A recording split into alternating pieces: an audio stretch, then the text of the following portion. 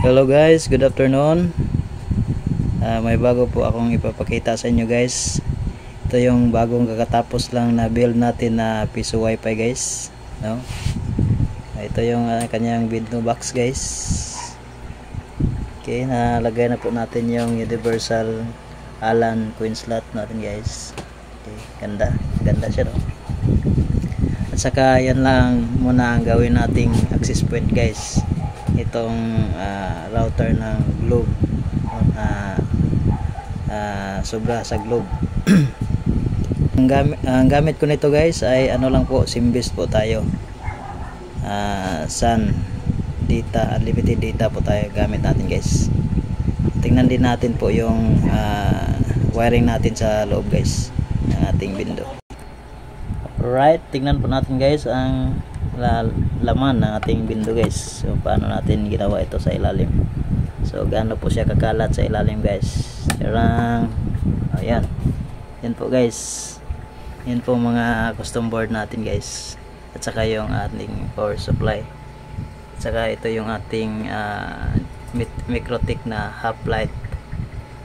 So simple config lang po yan guys. Hotspot lang at saka konting simple queue.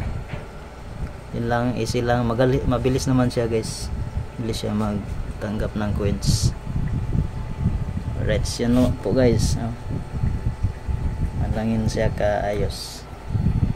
Tapos itong kagaya natin ng ice cream guys. Yan po yung hulugan natin ng barya dyan sa ilalim ng coin slot. Ayan, maluwag, tamang tama, hindi po siya masikip guys. Ayan,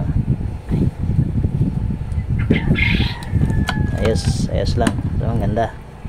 So sa tingin ko marami-rami na to pag mapuno to guys. Alright, so ngayon guys, try natin mag-connect sa ating window kasi naka power on na siya. So tingnan natin gaano siya kalakas mag-connect sa ating window guys. Punta lang tayo sa wifi, connect natin. Ayan, ito po yung window natin guys. Click natin. Ayan, nagpop up na kaagad yung portal niya, para sa portal niya. Ayun. Uy, okay, nag-connect siya agad guys. Nag-connect siya agad kasi may ano pa tayo, may nahulugan ko na yan kanina. So may time pa pala tayo. Tingnan natin sa portal niya. Mabilis naman ang portal niya. At then ayan,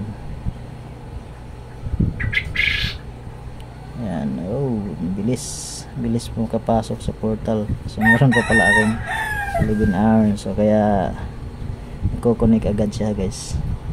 So try kaya natin na mag-extend tayo ng time. So subukan natin mag-extend ng time, no?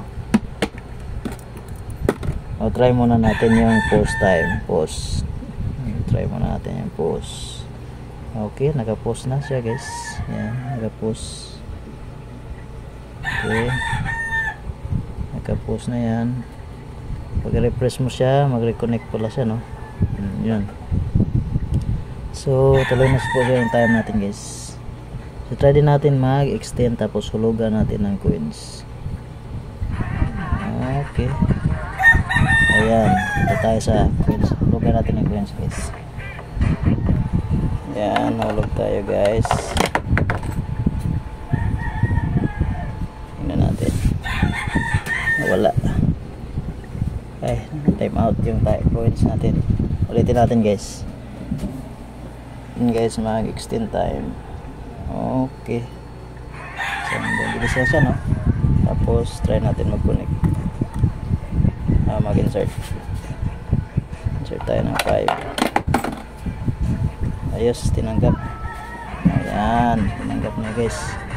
Extend tayo ng 1 hour, so mag 12 hours na ito dapat, no? So done natin. Ayan, nag-connecting siya, bilis. Okay, nagka 12 hours na siya guys. Tingnan nyo. Right, successful po tayo guys sa ating build, no? Ayos. So, tapos nag-set up pa tayo ng magpa-pop up sa Telegram yung sales natin guys. So, ayan, May bago po tayong hinulog. 5 po yun. Ito po yun. Pop up po siya. Ayos. Salamat guys sa panonood.